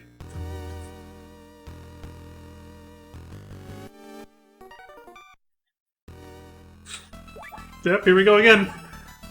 Oh, I was hoping to see him run around as a cardboard box a little more. He's getting a call, but it's like, hold on, I'm beating someone up. Snake! I was discovered and caught. Help! No help. No helpus. You gotta help yourself. Nopers. I succeeded to contact Dr. Marv, then this happened. What? Where? Your location? Don't know. I was blindfolded. Tower building, I guess. Yes. You guess, or are you sure? Snake. The noises. From the left, an elevator. Okay. A pump-like noise from the right. Like a water pump? From front and behind, sounds like water streaming. Water, pump, elevator? I've got a sound map now. At least. They failed to notice my wireless, but hurry! Yeah, I was gonna say, how's she calling us right now? Wow, they didn't even do a proper body cavity search on her, did they? So you just find a ration in there? That's cool, you're rewarded for exploration in this game. I like that. I think the first game kind of did that too, but there wasn't as much. Like, you couldn't crawl, so there was no vents and stuff to check like that. But yeah. This game has a little bit of optional exploration that rewards you. It's pretty cool. He's just falling behind these 3 soldiers over here. On the map. Shoots him in the back, point blank.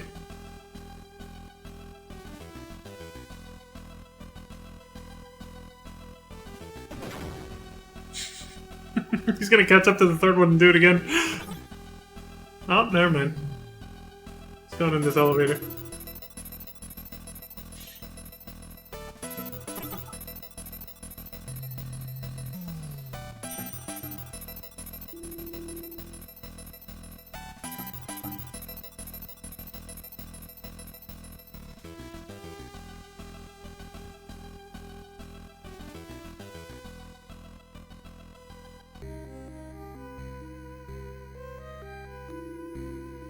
Streams of water from the south and north, she said.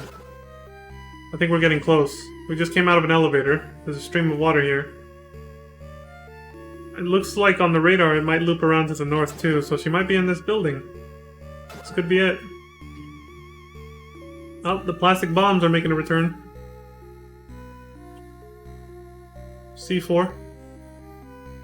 Hey, are you a friend of that blonde girl? Yep, we're getting close. She's definitely around here somewhere.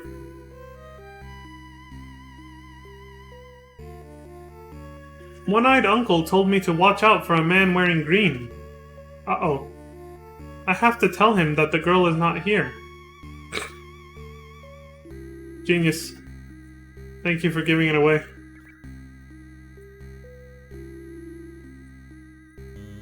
Kids, right? They don't understand the concept of keeping a secret. Not when they're that young.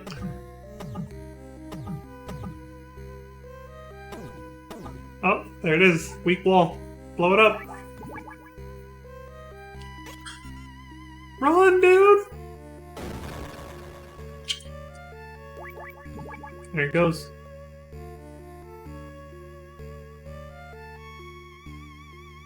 That looks like her. Don't tell me it's another imposter. Holly, thanks for your help, Snake. Okay, she's the real one, I guess. Doesn't say anything. What a Giga Chad, right? Snake's just like... like it's all in a day's work, basically. What's the matter? Nothing. I just didn't know you were so beautiful. Oh shit, never mind. Not as Giga Chad as I thought. He's just taken aback. He's astounded by her beauty. He's just like, holy shit. She's hot. Oh. Unlike your imagination? Yeah, what did you think she looked like, I wonder? We should have met earlier. Is he flirting with her? I mean, you could also take that first line as flirting, but I feel like that one's hinted home. Snake does have that personality type, I believe. He does hit on chicks quite a bit, but it's like on and off. Like he doesn't always do it. It's not like that character stereotype where he's just like constantly trying to mac on every woman he meets or something like that. But he does do it semi often. And he tries to be subtle about it sometimes, and other times he's not so subtle. It's just very interesting character, the way he is. About Dr. Marv, it seems he's safe. Seems? I thought you told me you contacted him. Well, I haven't met him. He's detained somewhere. Again, Kojima's trying to make Snake basically like the stereotypical Hollywood American action hero.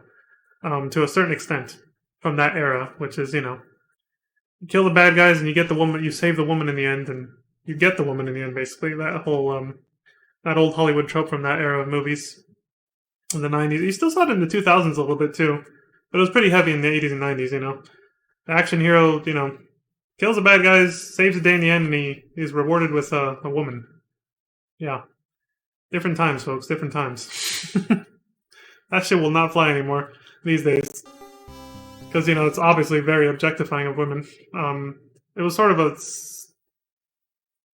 was basically the subtext. I can't even say they were trying to be subtle about it. It's like they just didn't come out and say it, but it was pretty much spelled out for you. He has released a carrier pigeon. It may be carrying some kind of clue. I'm starting to remember in Metal Gear Solid, he does actually flirt a lot, like pretty heavily with all the chicks. Snake, I mean. A pigeon? Where is it now? I found it, but it escaped at the last moment. Okay. It flew up the elevator shaft. To the rooftop? Perhaps. The soldiers are searching for it as well. Should catch it first. It's our only clue to find Dr. Marv. A pigeon search. What are you gonna do? I don't want to be a burden. And I want to collect more information as well. Well, that's right, she's supposed to be a journalist, right? My value is going down these days.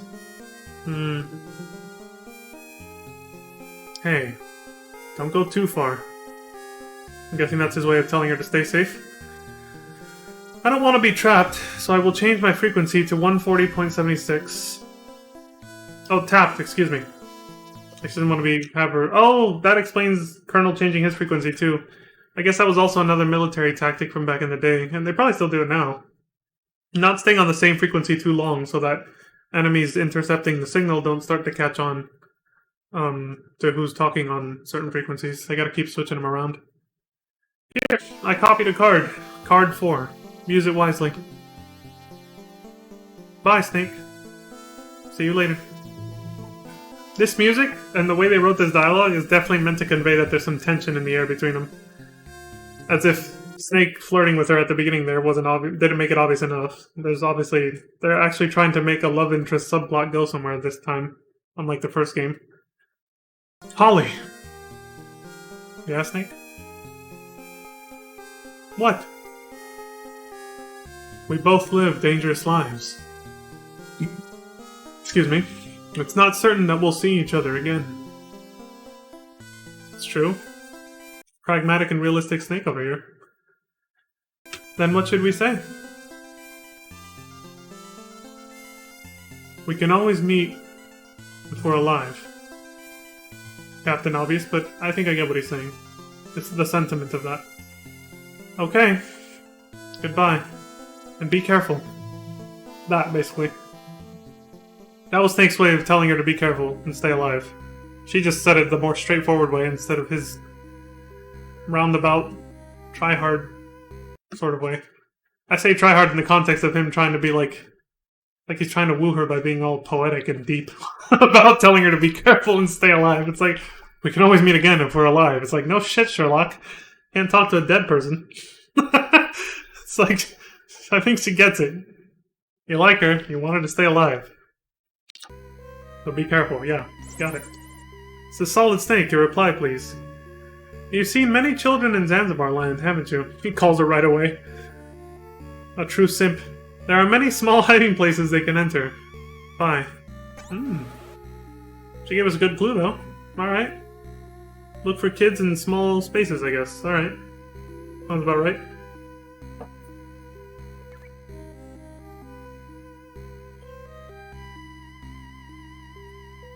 Hey. Are you a friend of that blonde girl? Well, yeah. Sort of. For once, that line that I keep stealing from Leon in Resident Evil 4 actually kind of makes sense there. It's complicated, kid. We might be more than friends. Maybe. Soon. Later. Who knows? Maybe not ever.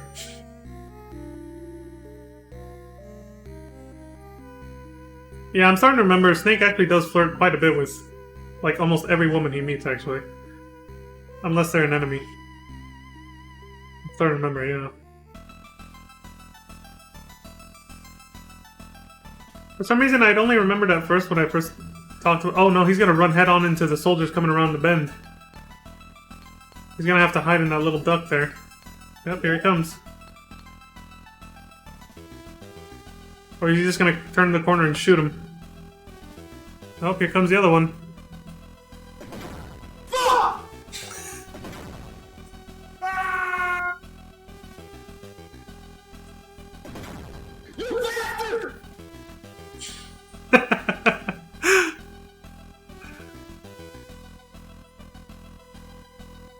So, my first solution for the discrepancy there between the audio of the game and the soundboard was to try and, like,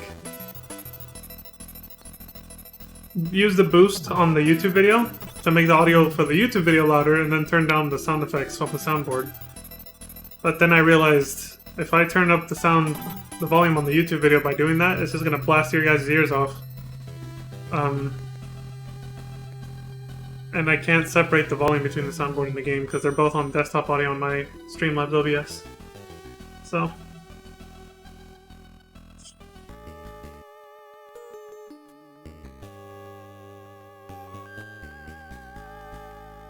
They concealed the doorways here.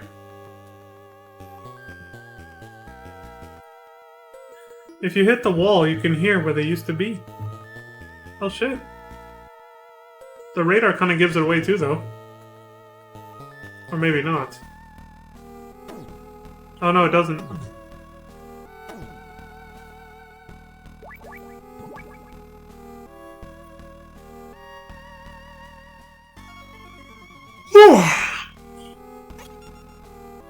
Look at how nice he is. He waited for the kid to move away so the kid didn't get blown up by the bomb. Not that that can happen, mind you. I don't think you can actually blow up the kid if you wanted to, but... Realism. Our immersion is preserved. He didn't plant the plastic bomb until the kid moved out of the way. Wait, is he trying to talk to the kid and he can't? I saw a lot of green pineapples in a room south of here. Green pineapples, huh? Yes, that is what they tend to look like. I think we all know what he's talking about. And for those who don't, hand grenades. Because, you know, they have that weird little square pattern grid. Some hand grenades, some of them are just, they're just green, but they're just flat, or not flat, but like, the surface is not texturized. But some hand grenades, as you've seen in movies and stuff, they actually have that, like, they have that weird texture that does kind of resemble a pineapple's, you know, sort of grid structure around it. So, he's obviously saying that there's hand grenades nearby.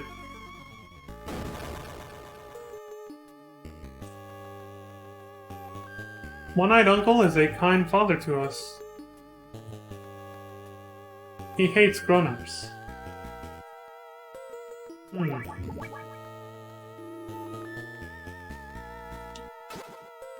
What if he's raising you guys to be like child soldiers? Or to become soldiers or something? Also, One-Eyed Uncle, who the fuck? Guessing it's another enemy slash boss fight we'll see later. I wonder what his real name is. One-Eyed Uncle.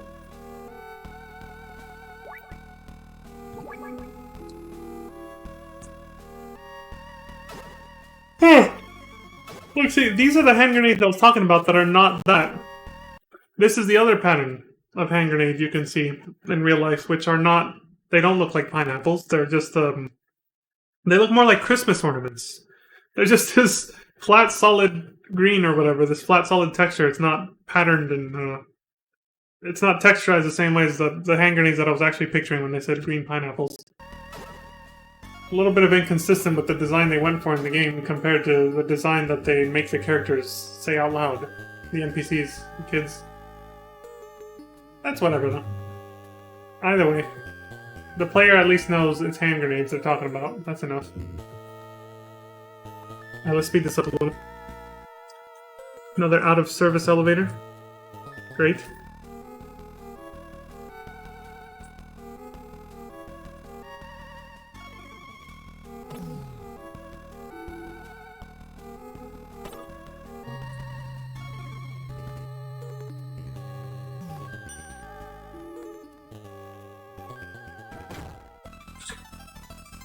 Fucking deleted.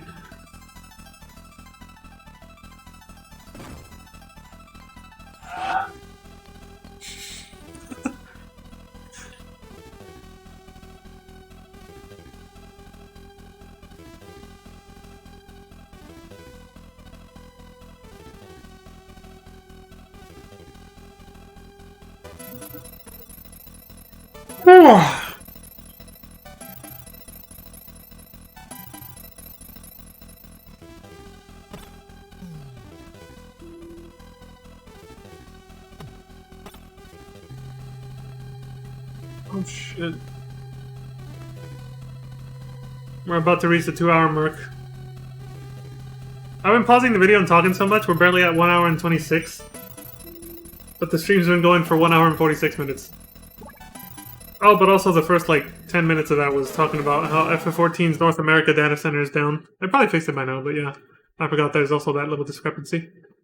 Uh-oh, something's happening. What the hell's this? What's going on? Let me... Floor 30. We got hand grenades ready. What? What? What's this? A trap? Are those trip mines or something? The white strings there? Red B. Red dash B. Exactly. It's a trap to catch a fox alive. Foxhounder? Why do they keep calling us Foxhounder like that? Whoa! That's freaky. That's like some Exorcist shit. I'm Red Blaster. I'll cook you slowly with my grenades. Oh, it's a grenade fight. You gotta throw hand grenades at him and he throws hand grenades at you. I didn't think the fight was gonna start so soon. I fast forwarded because I thought there was gonna be more dialogue. The fuck? You just push up against the strings until it breaks, so then you can move? It's literally a hand grenade fight. He throws hand grenades at you, you throw them back at him. Until one of you dies. Remember what I was saying about innovative boss design? This still counts, technically, especially for back in those days, but it's not... Not really. It's not as unique as the Running Man guy. It is a little bit more challenging, though. I feel like this player just has enough experience to make it look easy, but I think I'd probably get fucked up here. Remember, I had save states, because I was playing this on MSX emulator on my PC years ago, so... Save state cheese. But this guy's actually playing fucking flawlessly. Look at this shit. He's like, easy. Oh, does that mean they're on their last hit? No, but it does mean they're on low health, I'm guessing. 4. 5, he's gone. He didn't even have a last, like... It's not even like the previous bad guy where he said one more thing before he died. That guy just blew up instantly and died. There's no last little dialogue. No cheesy one-liner from Snake. He just dies. Floor 30? Up. See, they have to put an arrow on the ground that tells you that you're going up because everything's flat. on our screen, so we can't tell if we're going upstairs or downstairs. They're letting us know, though. You're going up.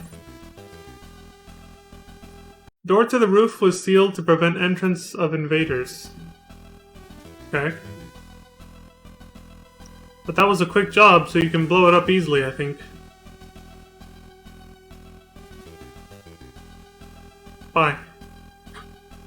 These calls always end so awkwardly. ... Bye. Hangs up.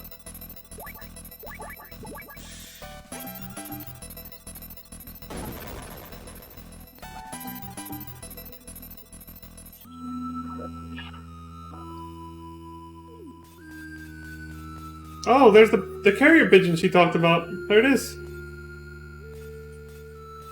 How do we catch it?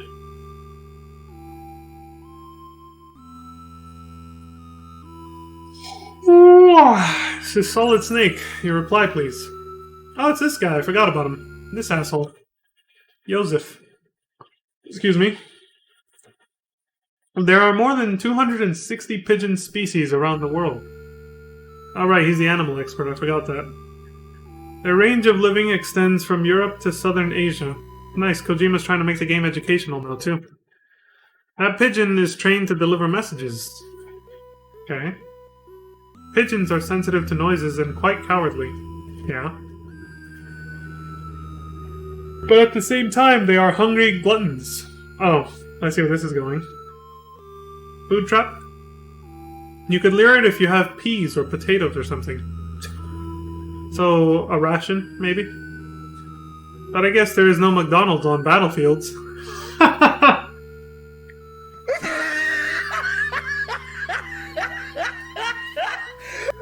That was Kojima's attempt at an American joke, I guess. There's no McDonald's on hand, though. It's actually kind of funny. It's funny because of the absurdity of it. Like, maybe someone actually laughed at that back then. Maybe somebody watching now actually laughed at it and found it funny. But I feel like for most people, that's just crickets right there. You just kind of like... I have an email that summarizes it from our good friend Bok Basoup, who had a lot of his emails deleted recently. Giving him another shout out. I have a good email that summarizes how most people would react to that joke. Let's see if I get this right. That face right there, just... Oh, some shit. Getting dark now.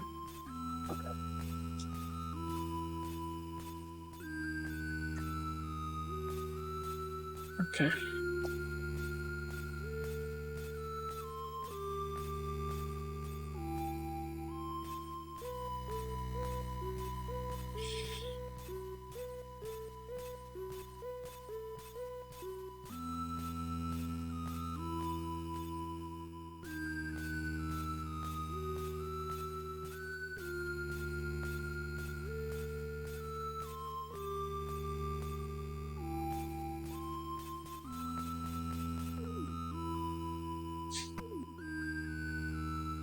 A paper is tied to the pigeon's leg. So what, he planted a ration in that spot, so when the pigeon flew all the way back around to that spot, it landed to pick up the food. Help! WIS Ohio Keo Marv. I feel like that's a code. What does it mean? Yeah. Definitely meant to be a code of some kind.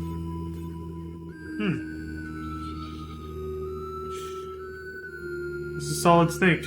Your reply, please. Miller. Wis.Ohio.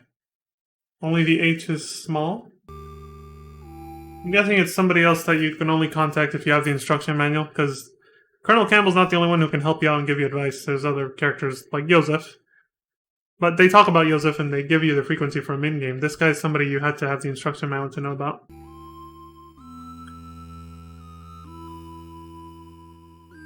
Ah, it's a number in digital notation. Oh! I think I already know where he's going, where this is going, or where he's going with this. Ohio, so that's... If you flip the the frequency listed there on the receiver, 140OH1. So Ohio maybe is 041, like the 140 there. And then another 0. Let's see. Now you should understand. Over. Like, I think this is the whole type a number into a calculator in a specific numbers into a calculator in a specific sequence and flip the calculator over and it makes a word. So if you flip Ohio over, you get 140. Like that. Yeah, like that should be it. Kind of. WIS. IS could be 15.ohio. 041 is basically OHI, and then the other O is. So the two letters on either end are completely omitted. That's just to disguise it. So WIS.ohio, take out the W, take out the O on the other one. Then it just becomes ISOH1. You flip it over, that's from right to left, 15.041. From left to right, that is frequency 140.51. This is Solid Snake. Your reply, please. You had to be fucking 5-head to solve these puzzles back in the day, man. These games were hard. Who? What's that? It's Marv, but what does he say? Gemenuji Saint Marv. That is full name. Komito Ches. Oh, I see. He's speaking a different language and we can't understand it. Udelat? Chikimet Klid. Okay, so now we have to learn Czechoslovakian or whatever language they speak. No offense to anyone from there. I'm just saying, like, I have no idea what language, what the language is called. Do they speak Russian or something else? I'm guessing different language. I don't think. I don't know though. What language is it? Maybe they'll say. Because yeah, I can't understand shit. Maybe it's just Czech. What's this? I can't understand a word he's saying. No shit, neither can we. Maybe I better ask Petrovich. The hell is this frequency again?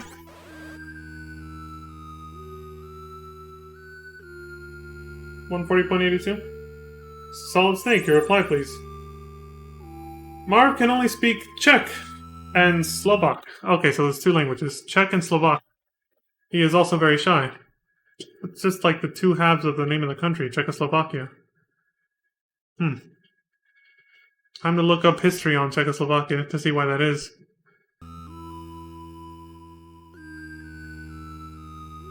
How about you, Petrovich? Only Russian and English. Fuck. So how the hell are we supposed to find out what he's saying? But Natasha can talk to him. Who? Natasha, another contact that they tell you about in the... Okay, no. Natasha? The STB woman who escorted you? She can talk to Marv. He'll accept her. So we gotta go find her. Is she alright? Don't worry, she's a professional agent. She managed to get away by stealing an enemy uniform. She should be undercover somewhere in this complex. Does she have a transceiver too? No, they took it when they caught her. So we have to find her manually. No clues then? Even though she wears an enemy uniform, she is still a woman. Okay, what are you driving at? No other female soldier in this fortress. Look for her in women-only locations. Are we gonna have to go into a women's bathroom? Is that what he's saying? Yep, like the ladies' lavatories. ... over. My god. This is turning into that, is it? So we gotta go find a woman's bathroom, and then hope she walks in at some point, and then we'll know it's her. Because otherwise she just looks like any other soldier. Natasha Romanenkov. Where the hell did I get that from? There is a character with that name that I just said, but I don't know what game it's from. I know it's from a different video game, but...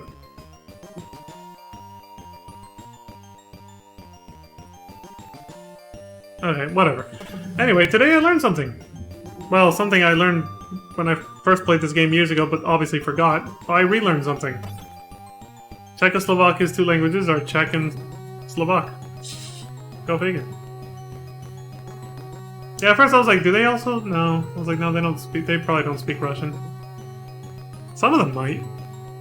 But the primary languages I now know are Czech and Slovak. And you have to actually wait for all 30 floors to go by.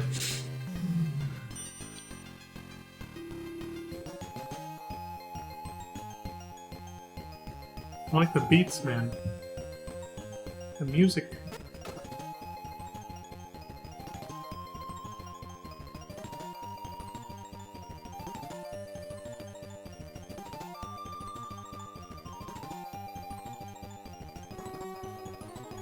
Oh, he's about to run into soldiers head on.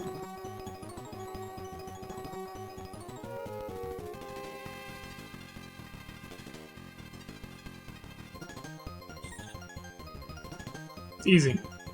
Easy game.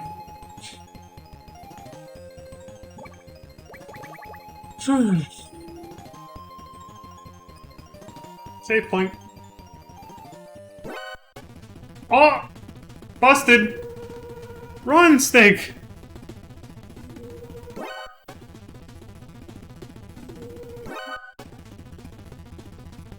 It's a lot harder to get away from the enemies now than it was in the first game. You have to actually move several screens over and then find a hiding spot like this until the timer runs out on the alert there. This is more akin to the... I want to hear the alert music. This is the first time we see an alert. It's more akin to the alert system in Metal Gear Solid. Dun, dun, dun, dun, dun. This is before they came up with the iconic alert music.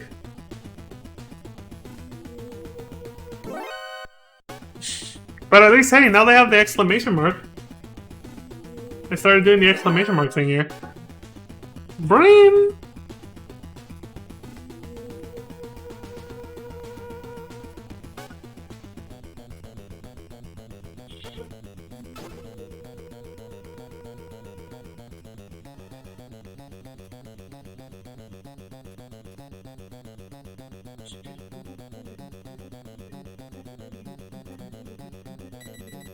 Not here. Level 2, evasion. So it goes from danger to evasion. And there it goes. And I like how they already have the system of your radar becomes inaccessible when an alert is triggered. So you can't even see where enemies are and stuff until you hide somewhere and get rid of the alert.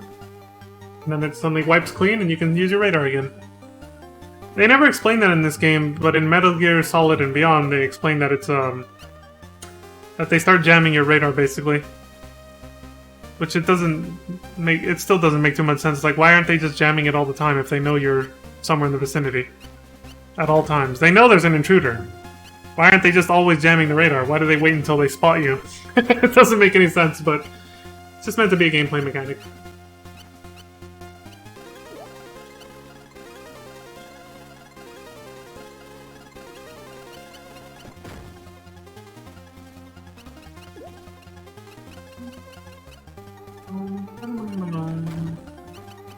Wrecked.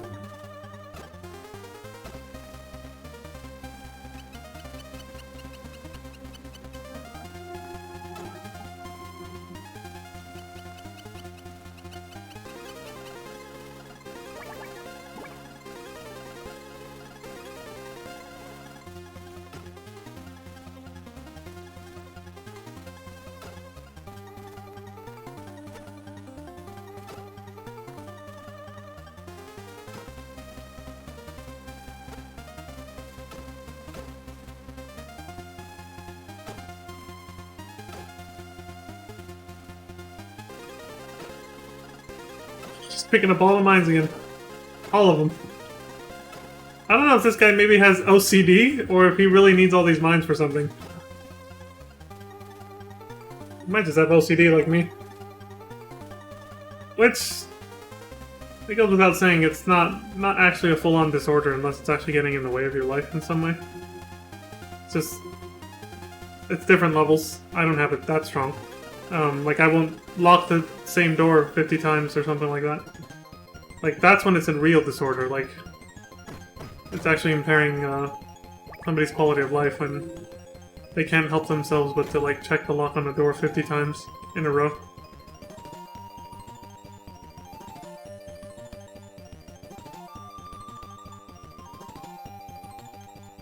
My heart goes out to people who actually suffer from, like, that, from an actual disorder. Actual OCD, not what most people trivialize it as, like what I just did right there.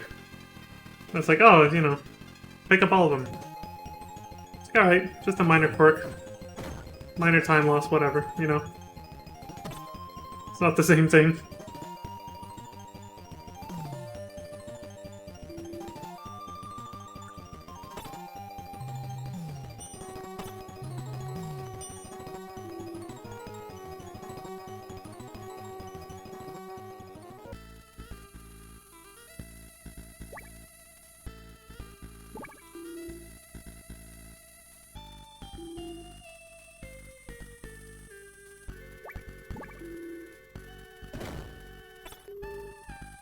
Oh shit! They're bringing back the trap doors.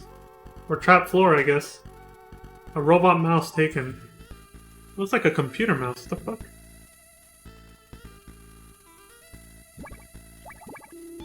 Yeah, they're bringing back the pitfalls where the... Shit! Oh, this is one of those places where poison gas gets released if you trigger an alert. Damn. Where'd they go? Just went back into the room and they disappeared. They fucked off. It's kind of funny. Why do they call it another robot mouse? It's like a computer mouse. Maybe this one right here.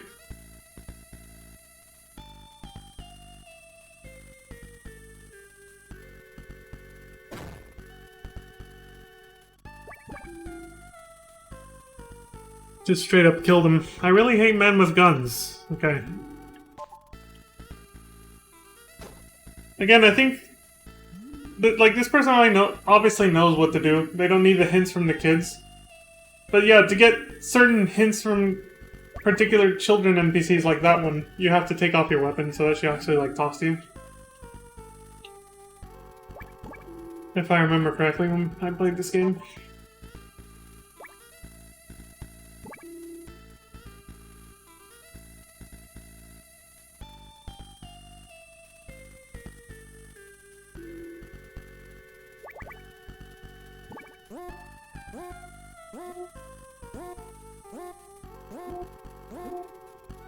What?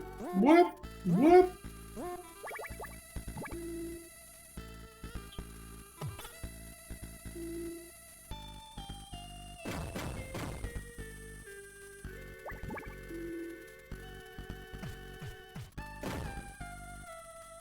Night vision goggles or infrared? Infrared goggles. Damn. Yo, those fucking trapdoor pitfalls actually open up super fast now. Oh wait, I forgot I'm on double speed. Never mind. I was like, I feel like they opened up slower and more merciful in the first game, but no. I forgot I'm watching at double speed. It's easy to forget because it looks like this should be the normal game speed, but it's not. So the gas mask just extends your oxygen bar, but you still have only a limited time to be in the gas-filled rooms.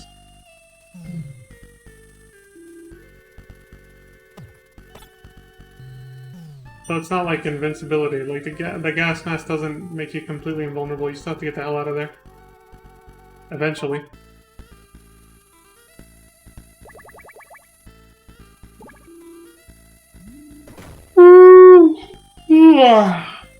I have to end the stream soon. We're just about at the 2-hour mark, so yeah. I'll be cutting it pretty soon. I think once we get to the 2-hour mark on the video, we're at 151, so... When they hear the national anthem, all soldiers stand up straight. Oh! Is that a clue for how we're going to be able to single out what's her name? Natasha?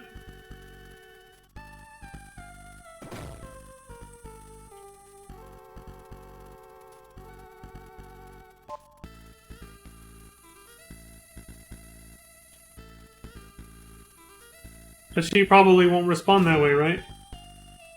Since she's not from this country, Zanzibar. We have only one lavatory here. It's in the southeast. I'm scared at night. Why?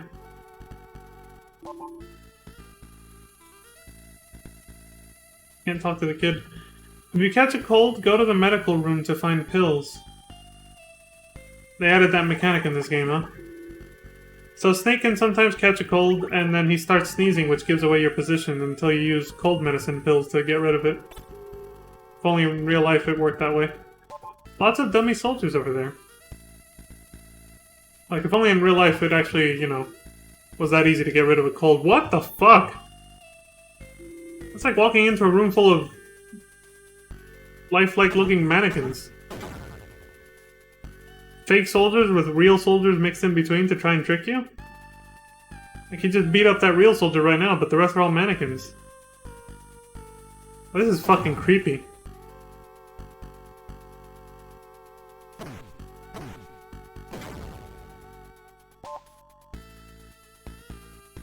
The radar tells you which ones are real because their dots are blinking. And the mannequins, the fake ones, are just a solid white dot.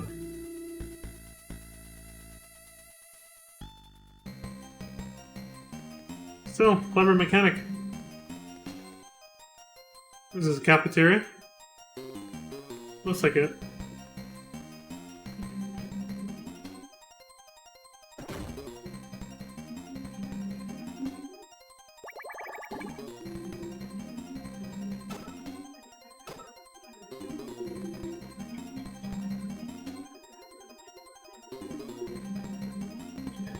I don't know why Snake in the first two games, in Metal Gear and this one, he wears a green stealth outfit. I'm not sure if green is the stealthiest color to wear. He's about to get caught! Oh, it was intentional. He wanted that to happen. Men's bathroom. Bucket taken. I'm guessing he's gonna go into the women's bathroom now.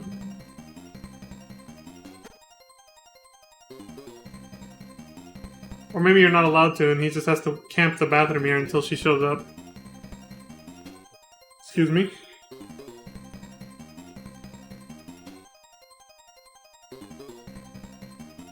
Someone's coming.